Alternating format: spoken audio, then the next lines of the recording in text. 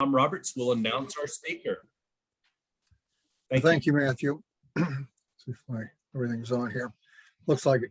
Thank you very much. I wanted to introduce Amelia von Gemmingen. I think I got it close. She'll correct me, I know.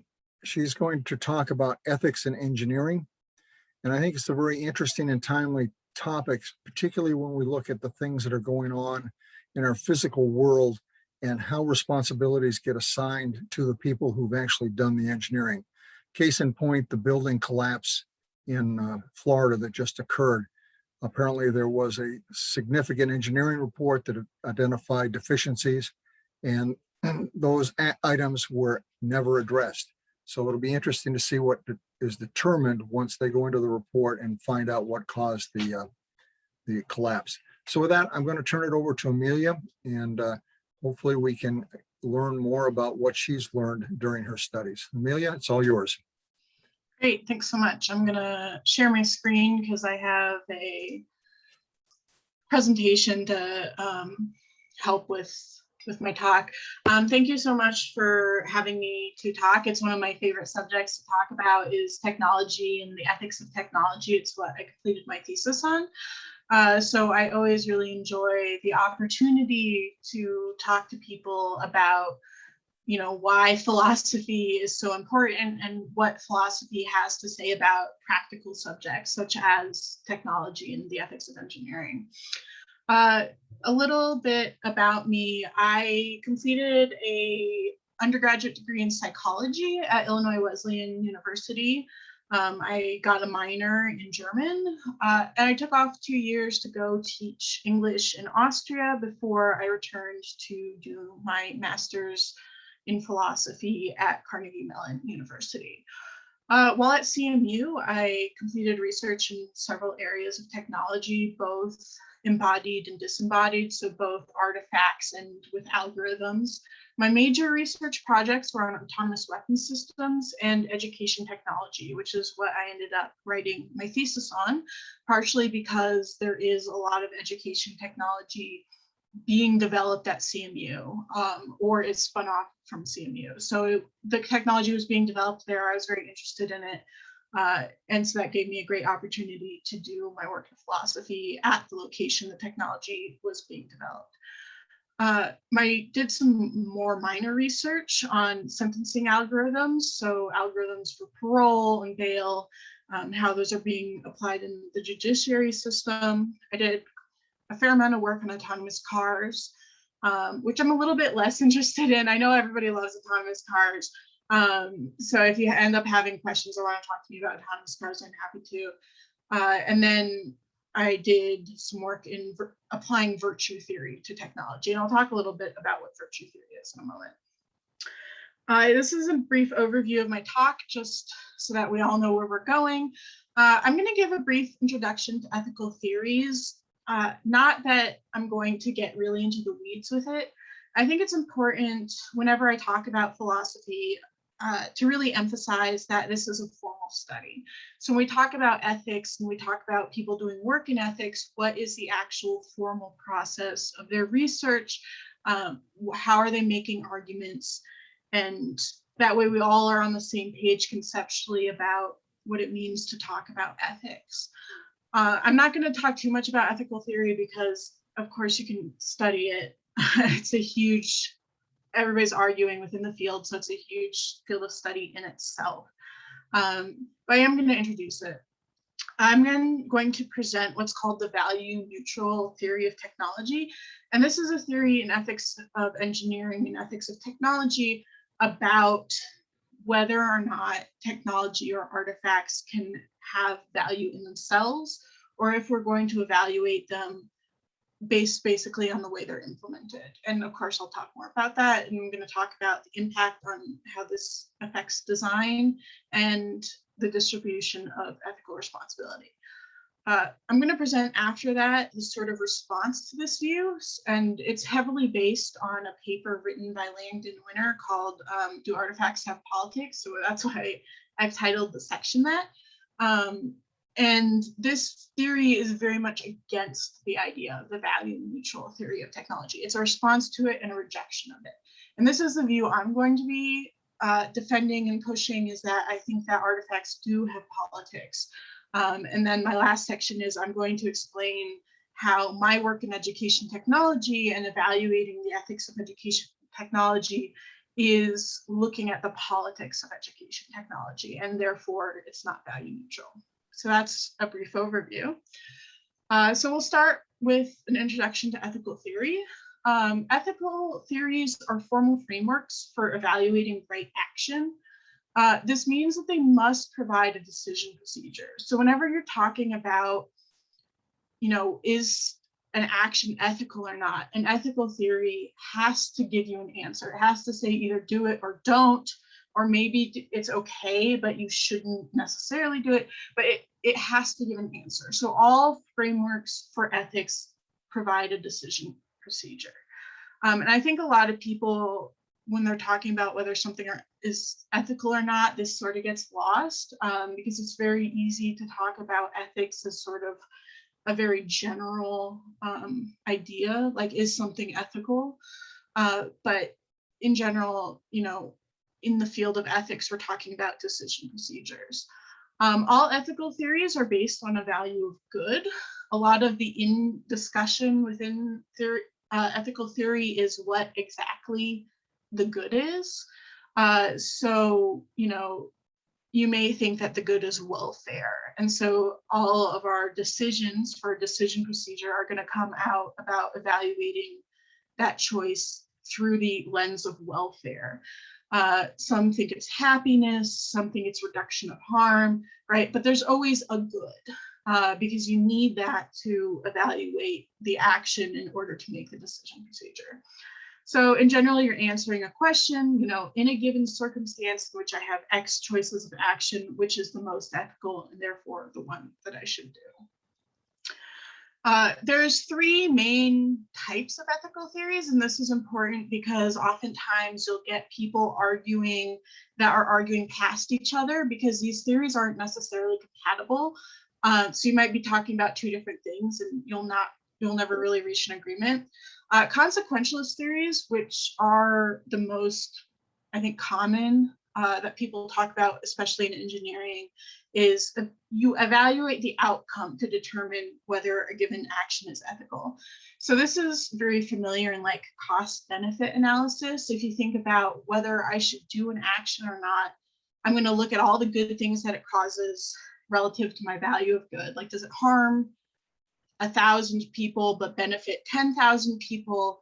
A consequentialist theory would say, well, it's benefiting 10,000 people, it's preferable. So it's honed in on this outcome, and you have to do a lot of thought about all the possible outcomes of any given action and then evaluate them. It's kind of a mathematical theory.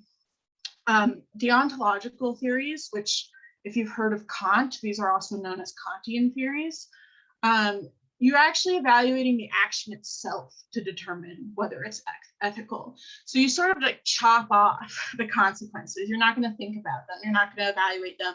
There's something about the action itself that we can determine whether this action is ethical. And these are also known as sort of rule-based theories. So you form rules, like you can't kill anybody ever. It's wrong, right? And then you chop it off, and that's the rule.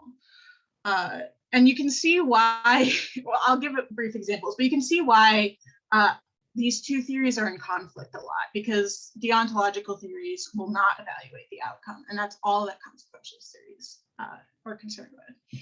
And then the third grouping, which is the least common, I think, in public discourse, is virtue theory. This is actually probably one of the most ancient theories we have. It goes all the way back to Aristotle. Aristotelian ethics or virtue ethics. And that one is, we evaluate how an action reflects on one's character. And you can see why this might be a little less popular, because it's a little harder to think about or even conceptualize from the get-go. One way of thinking about it is you ask yourself in a circumstance, what would Jesus do? And you want to do something that the perfect actor would do, what the best possible person would do. It doesn't have to be religious. It's just like an easy way of thinking about it. And there's a lot of work being done in neo-Aristotelian virtue theory today, which I think is very interesting, because it had been abandoned for a long time, sort of with the onset of consequentialist and Kantian theories. So just make sure we're all on the same page. The question is it ethical to lie? Consequentialism would say, hey, if the outcome of this lie is better than not lying, then you should lie. If you think about a white lie, we often think these are okay because they prevent harm and they don't cause a lot of bad outcomes. If you tell someone, hey, I love your haircut, and you don't really love it, we think consequentialist theory would say that's okay because you're not causing any harm and you're actually promoting good. Kantian ethics would say never. You can't, not even a white lie. Lying in itself is a morally wrong action. So no matter what the consequences to telling the truth, you have to do it. Just no exceptions. A common criticism you may have heard of Kantian ethics is, if the Nazi knocks on your door and asks if there are Jews in the basement, a Kantian has to say yes. And so it's a very extreme view of categorizing actions as right or wrong. And that's why you can say that it's rule-based. Virtue theory, again, it's a little harder to conceptualize, but you're asking what kind of virtue or vices are reflected in the act. So are you a better person if you lie? So, if you're lying out of beneficence, out of kindness, then it might reflect upon you that you're a kind person and therefore the act would be ethically right. If you're lying out of greed, it would be wrong because of the motivation of the action. So it's much more person-centric and about how what you're doing is making you a better or worse person. Again, it's virtue theory, I think, is a little less popular because it's harder to conceptualize, but that's the basic idea of it. So that was my brief run through of the three major areas of ethical theory. I'm not going to say one is better than the other. I think they all have a lot of value. And, if you feel, a lot of people instinctually feel that they believe in one more than the others, I'm perfectly happy to engage with you from whatever point of view you have. So, when it comes time to discussion and questions, if you're a consequentialist thinker and you want to discuss that from that point of view, I'm perfectly happy to do it. I think they all have value and they're all interesting in their own ways. That being said, I'm going to put that aside. I just wanted to make sure we were all on the same page with ethics and talk about the value neutral theory of technology.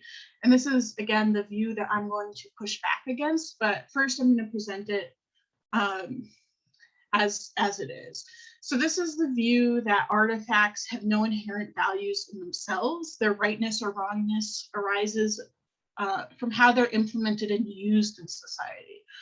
I'm going to be using a couple examples through this talk based upon my research, like on autonomous weapon systems and education technology. And I think an easy, maybe I'll talk about that later, sorry. But for autonomous weapon systems, they're not wrong. You would say under this theory, autonomous weapon systems are not ethically wrong because they exist, right? It's fine that they exist. The people who made them were fine in creating them. Their existence may be unethical if they are used, for example, against civilians, right? So if you use this piece of technology to commit a war crime, it's not really the technology's fault. It's an error in application.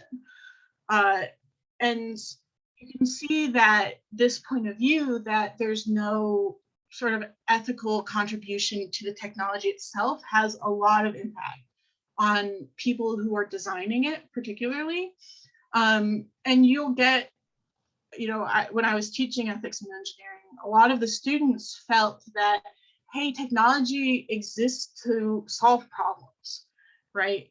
We're given a problem as programmers, we're asked to solve the problem, and we create an algorithm or we create a robot, and it either solves the problem or it doesn't. And that's how it should be evaluated. And because of that, if it's misused, it's not their fault at all, right? If you think about responsibility, if I create a piece of technology And I think that the technology itself is value neutral. If someone misuses it, it's completely their fault. I didn't misuse it. I just created it, right? So when we talk about, when I was doing work on autonomous weapon systems, if something goes wrong, right? If the autonomous weapon system, based upon its algorithm, starts firing on civilians, who do we blame? You know, whose fault is it? And the programmers wanted to say it's not our fault at all, right? You know, if that happened, it was used improperly, and you know, we just programmed it. We didn't put it out in the field. We didn't turn it on. We had nothing to do with it. So this creates a huge distance between the programmers, the creators, the designers, and then how the technology is used.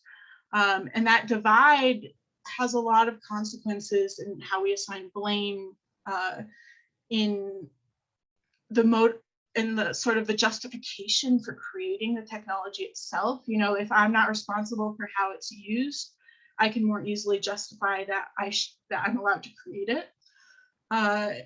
And then there's also, sorry, I skipped ahead a bit, right? So then there's the impact on personal responsibility. You know, I am not accountable for misuse of this technology.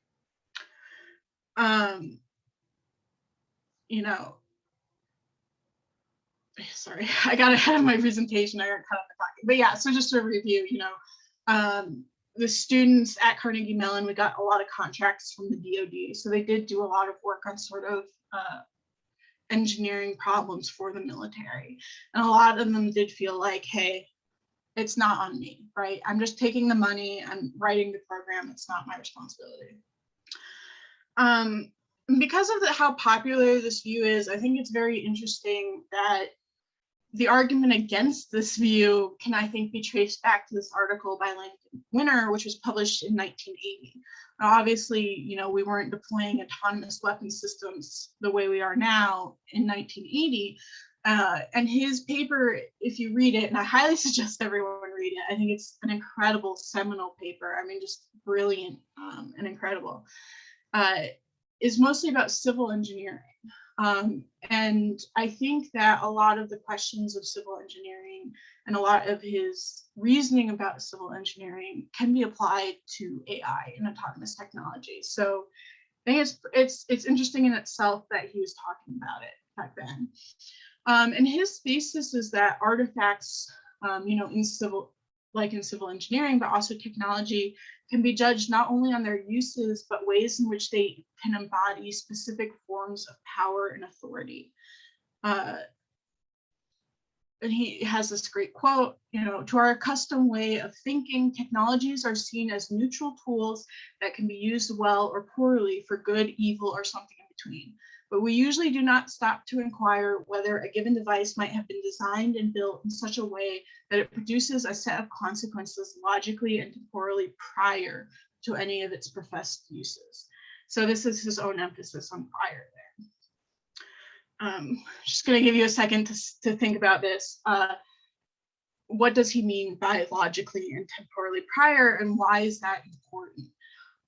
He gives an excellent example of civil engineering. He talks about the architect Robert Moses, who is designing parkways in New York. And he, on purpose, deliberately designed these bridges over his parkways that were too low.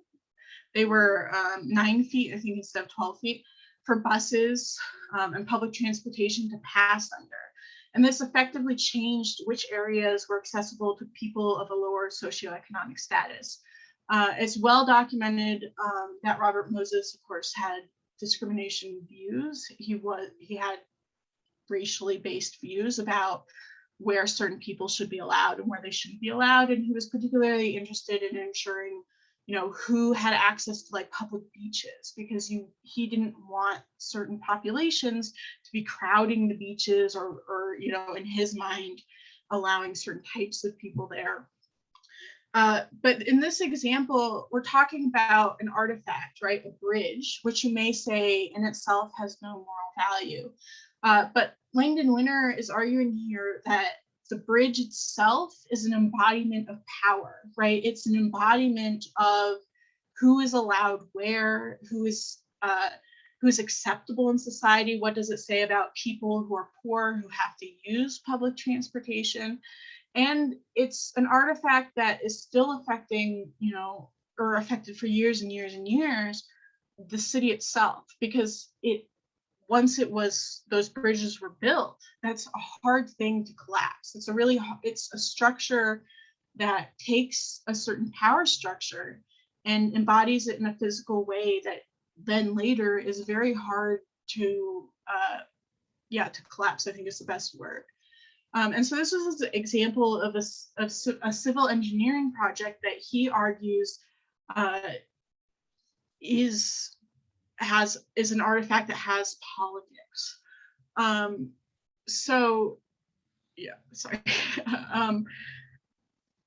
A way that I was thinking about this in my work with autonomous weapon systems is that when you're choosing to design an autonomous weapon system, you're designing a weapon, right? From the get-go, prior to its use, prior to its deployment on this field, you have decided to build a weapon. And they're designed prior to their use to possess the ability to kill.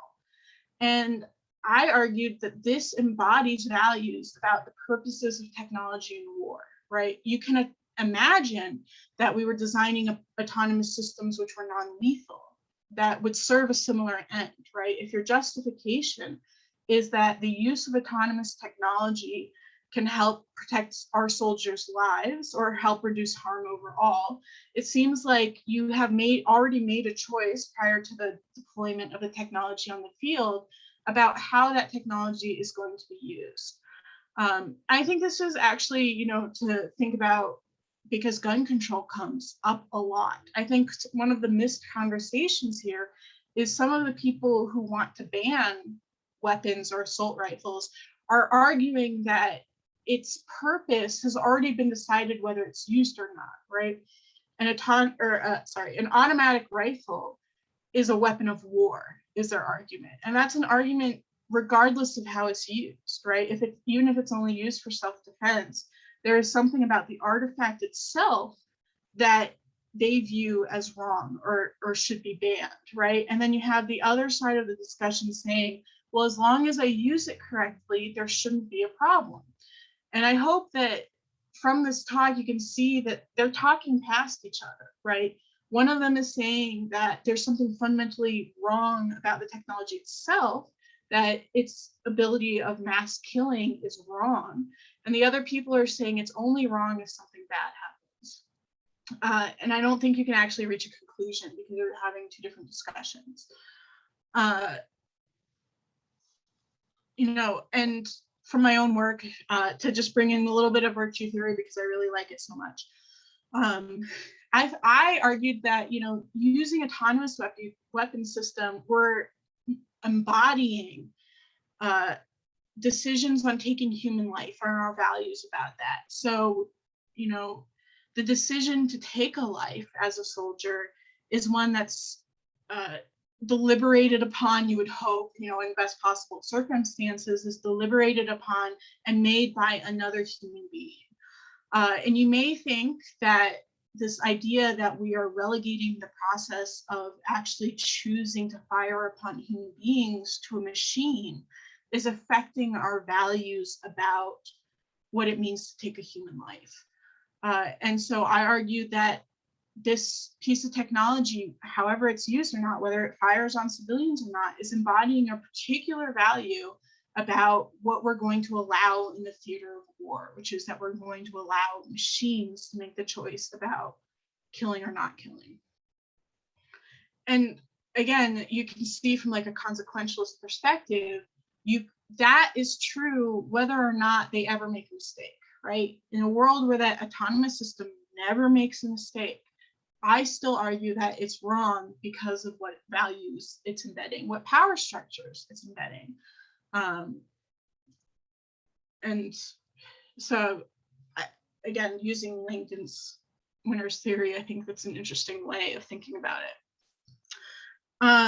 So my biggest example that I'm going to talk about here is education technology. So I was focusing on cognitive tutors. These are AI-based tutors. I mean, they're pretty much exactly what they sound And so they're programmed to, you have a single student who's sitting with a piece of technology, and the computer uses algorithms to determine which problem to present to them, so that it's based on their individual skill level, and it's based upon their speed of learning. So if they're doing really well, it'll present harder and harder more quickly. If they're not learning as well, it'll present similar type problems based upon its analysis, right? And these tutors were designed, I think, with a very good motivation, right? Like if you look at the motivation, the justification, you're saying they're designed to solve some serious societal problems, including disparate learning outcomes.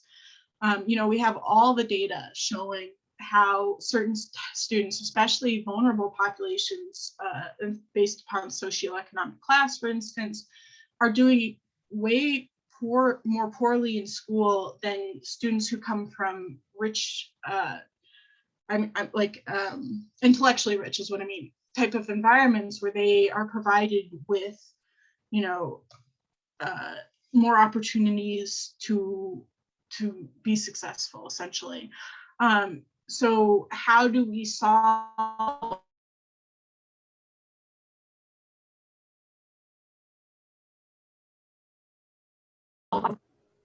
computer froze for a second. Can everybody hear me okay? No, we lost you for about 10 seconds. Okay. So, how do we address the problem that certain students are being left behind? We have teacher shortages, there's overcrowding in classrooms. What is a solution to this problem? And the answer that is being designed is education technology. We obviously can't have, with the resources, with the structure we have right now, a one-on-one relationship between the teacher and the student, but we can have a one-on-one relationship between a student and a cognitive tutor, right? And so they say, this is great, it's going to solve the problem. And I think that, again, prior to their use, you're making a huge amount of judgment calls regarding the value choices. So for example, education technology by its very nature, specifically the ones I've described, are individuals, based around individuals. So it's only one student, one computer. They're not designed to take a group of students or interact with a group of students. It's specifically targeted towards one student. And obviously they have to be quantitative, right? If you are using an algorithm-based learning system, you need to be able to create an algorithm. So it quantifies the learning progress around these sort of accessible dimensions, such as speed of completion, number of errors. It's more complicated than that, but you can see that, when it's evaluating whether a student has learned a concept or not, it's doing it based upon what it is able to measure quantitatively. And you already may think, well, how do you measure critical thinking quantitatively, right? So they're limited to what they can access quantitatively. And so I argue that these choices, I have more, but simplifying for the talk, two of these choices embody power structures that already exist and are unethical because of how they embody those power structures. So if we think about the consequences of these, when we think about the individual aspect, education itself, conceptualizing it as an individual's progress, is a value choice. And it is one that benefits populations that are already in social power. My argument for this is that thinking about education as a system of improving an individual does not allow for social or community knowledge building. And there's lots of research out there in social epistemology and feminist epistemology, which is exactly about how it's actually vulnerable populations the most that need community knowledge, right? They need access to community resources. An excellent example of this is sexual harassment. So before sexual harassment was codified, before it existed as a term that you could file suit with or complain with, and it didn't always exist. It came out of a conference where women got together and essentially codified it.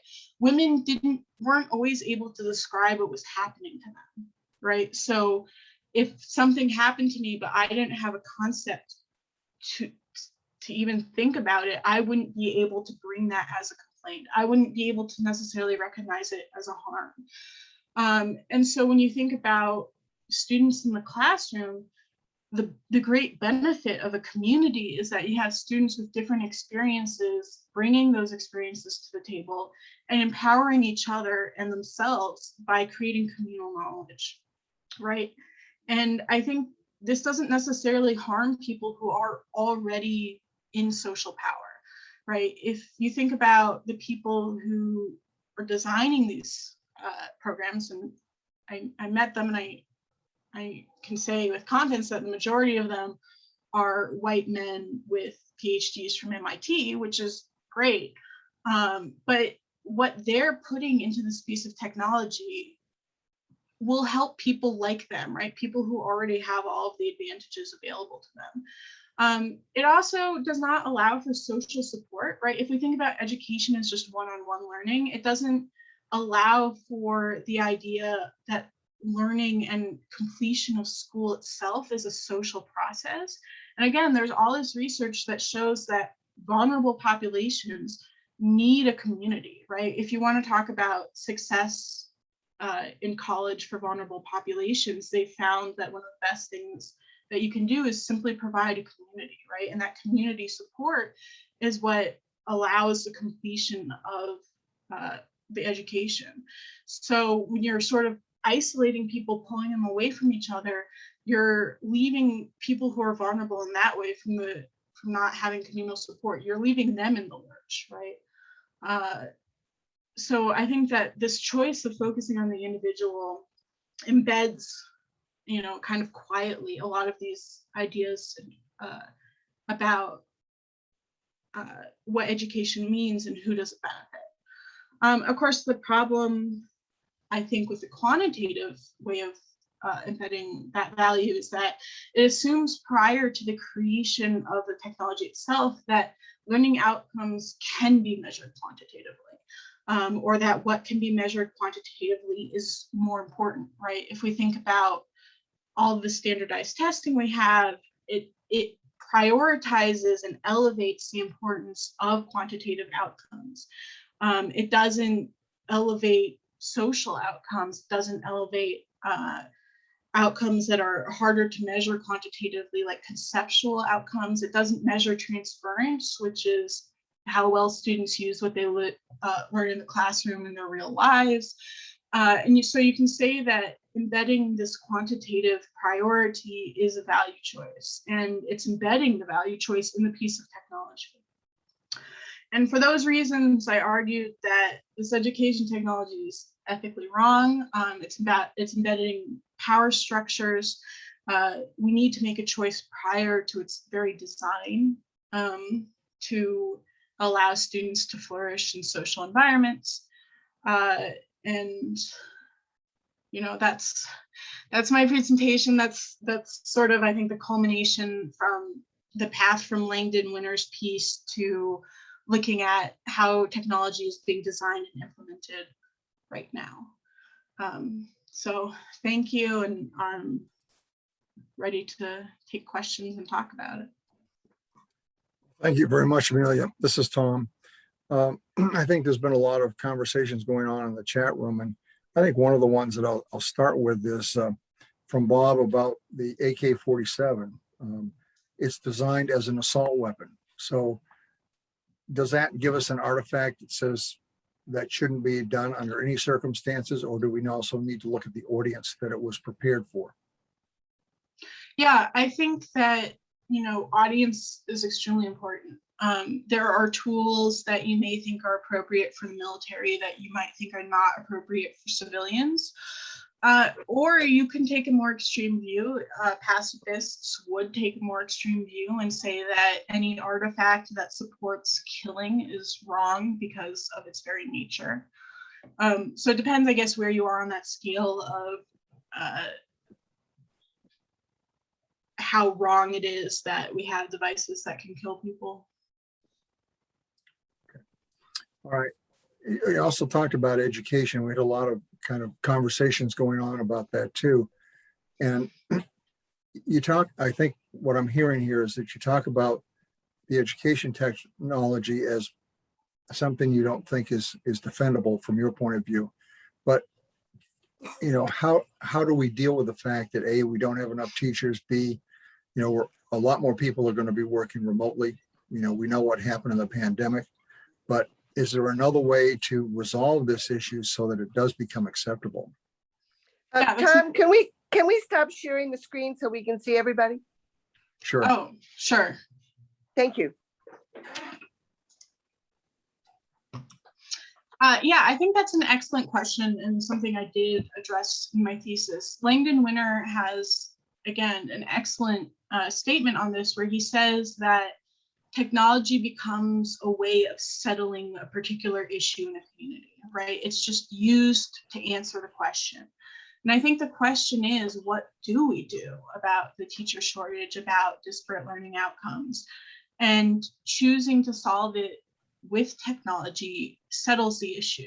And I don't necessarily think that using technology as a solution is wrong. I'm a huge fan of this book called Mindstorms, which was written, you know, in the early days of computing, where the author, Papert, or however you pronounce his name, he argues that, you know, actually technology should be used as a social learning environment. And he envisions a completely different type of learning with computers that is fundamentally social and promotes exploratory learning rather than sort of, you know, being fed problem after problem. And he envisioned learning environments. So I don't want to, you know, come out like a Luddite and say no technology is ever going to solve this problem. But I do think that we need to recognize that choosing to use technology can settle the issue. And it's harder to re-ask the question once we've made that choice. And it could be a policy question, you know, what do we raise teachers' salaries, right? Like maybe the answer to the problem isn't technology at all. It's a political question, it's a social question, it should be solved that way and not involve technology. So that's sort of like the two different sides to it. Okay. All right. Let me see if I can get back to some of the other questions.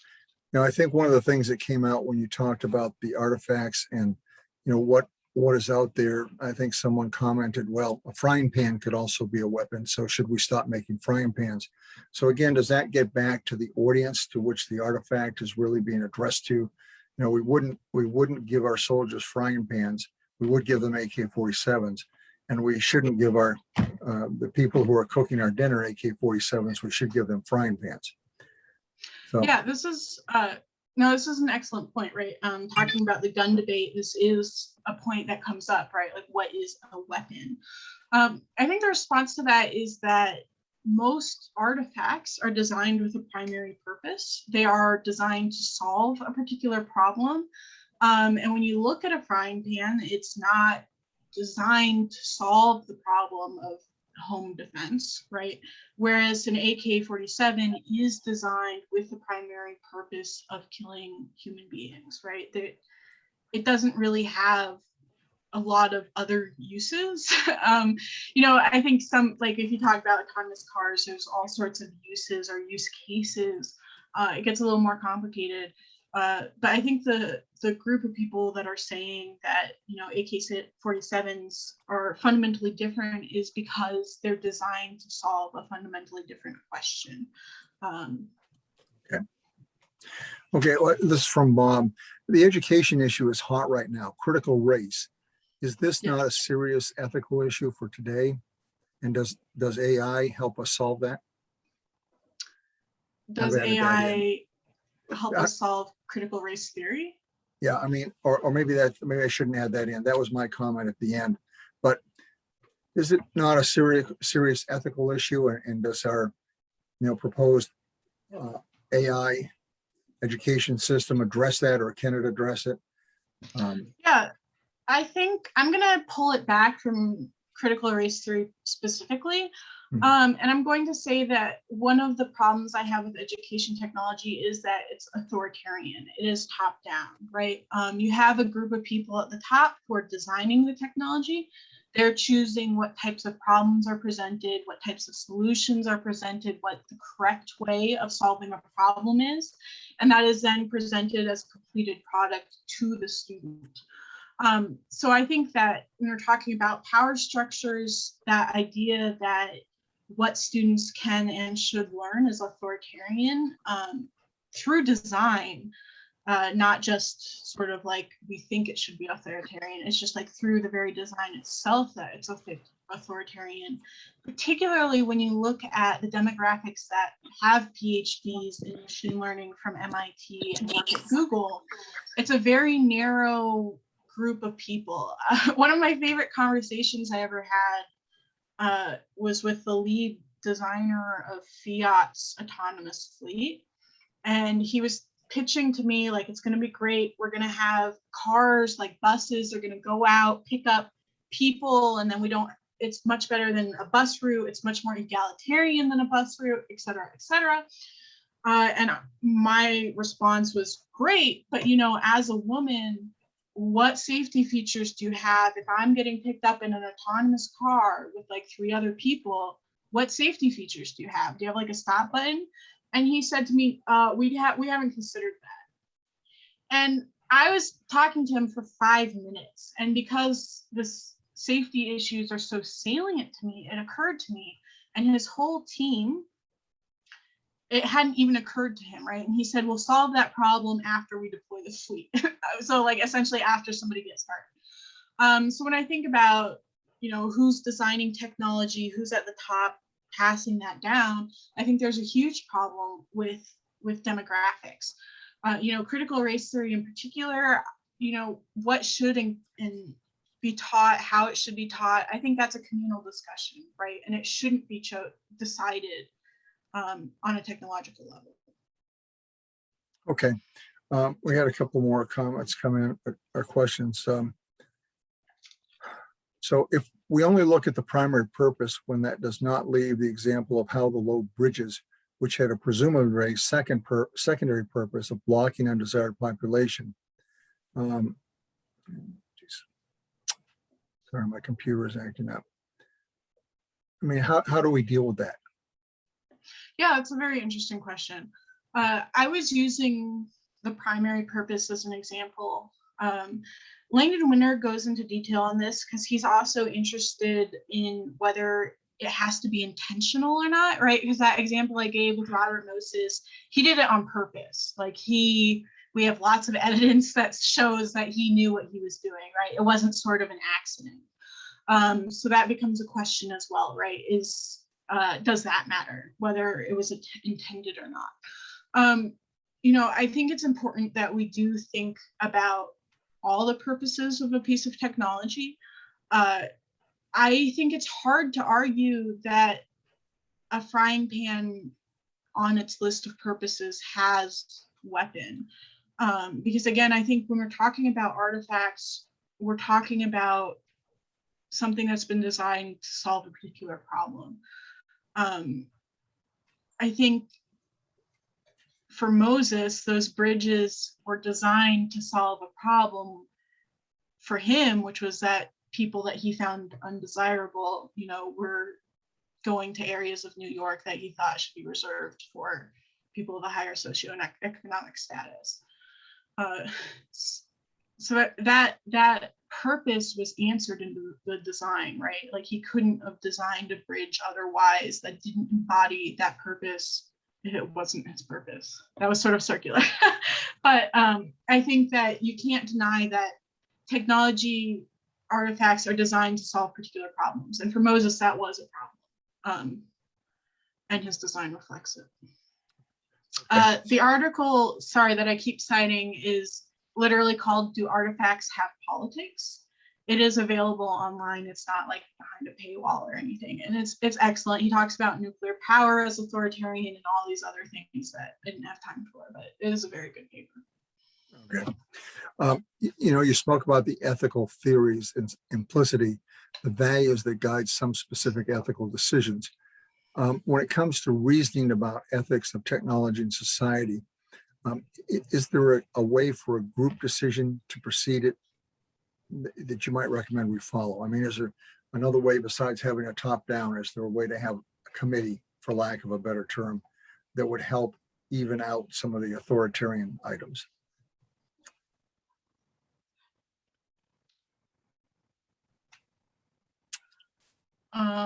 Can you restate the question, maybe? Yeah, let me see if I can get it to you here. You spoke about the ethical theories and implicitly the values that guide some specific ethical decisions. When it comes to reasoning about the ethics of technology and society, is there a group discussion, a group decision process you recommend we follow? Gotcha. I think that's hard, especially since we talk about if we look at the privatization of technology development, right? Part of my research was looking at that as well. If you think about, they were trying to implement education technology, I think, in New Zealand, and there's this huge backlash because it's like they were arguing you're taking a public institution, the school, and you're bringing in private companies to manage sort of an aspect of the schooling. And it's a crossing of spheres that you may not believe is right. And when you look at regulation, there's different regulation for public and private spheres like that. I'm not an expert in political or regulatory decision making. When I was doing research on education technology, there was a lot there about how schools make decisions to implement technologies, how that process goes through. It can be very democratic, right? So some school systems have a very democratic way of making decisions about what is taught and what sort of tools are being used. That seems to me like a political question, like how do we ensure democracy in the public sphere, and what is public sphere, what is private sphere? So maybe that's like a question that's like slightly tangential. Okay. Another question is, in your view, should STEM or engineering students take ethics courses as a requirement to graduate? And I'll add on to that and say, what about all students? Should everyone be taking a class in ethics? Actually, so obviously I'm going to say yes. I studied philosophy, and I think philosophy is deeply misunderstood, especially analytical philosophy, which is very much about solving problems. I think it's deeply important for students who are creating anything that affects life in general, such as engineering students, programming students, to take an ethics course. We at CMU required that computer science students take an ethics course. So that's why I was teaching teaching classes in the School of Computer Science, not like a philosophy class. And I think it leads to, in general, if it was required for all students, I had a lot of students say to me, I used to feel like I felt like something was right or wrong. Like I felt like abortion was right, or I felt like abortion was wrong. But now I have a way of arguing that, right? I have a way of conceptualizing my own feelings in a formula, like an argumentative way. I can justify my beliefs because I now know how to argue for them. So I think in general, it's an extremely valuable skill to be able to explain yourself or justify yourself, even if it's just to yourself, right? To be able to conceptualize why you feel something is right or wrong, I think is deeply empowering. So I do think everybody should take an ethics class. I think everybody should take a philosophy class, even if it's a general philosophy class. I think it has a lot to offer in terms of every single field, because any field you think of, there's people in philosophy studying it. All right, well, thank you very much. This has been very interesting. I think I've got most of the questions answered, but Amelia has agreed to stay for a little while afterwards. If I missed anything, we can go back and cover it again. We're coming up on 7 o'clock. Matthew, is that kind of our magic hour here? Yeah, that's good, Tom. Go ahead and pass on to David to talk about our July presentation, and then we can let people go. But if anybody wants to stay a little longer, talk to Amelia and maybe some other questions you didn't get answered, feel free. She'll be here for about another 10 or 15 minutes. So go ahead, Tom, you can pass it on to David. David, it's all yours. Hello, everybody. I'm going to announce next July 25th's program, which is going to be on homeschooling in the United States. It'll be presented by Kelly Ritchie, who lives locally, but she was referred by the National Coalition for Responsible Homeschooling. And her personal experience is very interesting. She was homeschooled until she was 17 in rural Kentucky. And she took her first exam when she was 17 years old, but she was able to, after some fits and starts, graduate from university with 3.9 GPA in a bachelor's degree in general studies. She's very passionate about being a catalyst for getting effective laws passed for children across the US. And she's been immersed in the homeschooling community, and she's made it her mission to understand the scope of homeschooling in the US, the laws surrounding the system, and she uncovered institutions' proper limitations. And she has an open mind about the pros and cons about homeschooling, and she uses her own experience to relate the experience of herself and others to better understand the problems facing homeschooled children and subsequent solutions. She adds that she was indoctrinated as a child to believe in creationism and the young earth theory.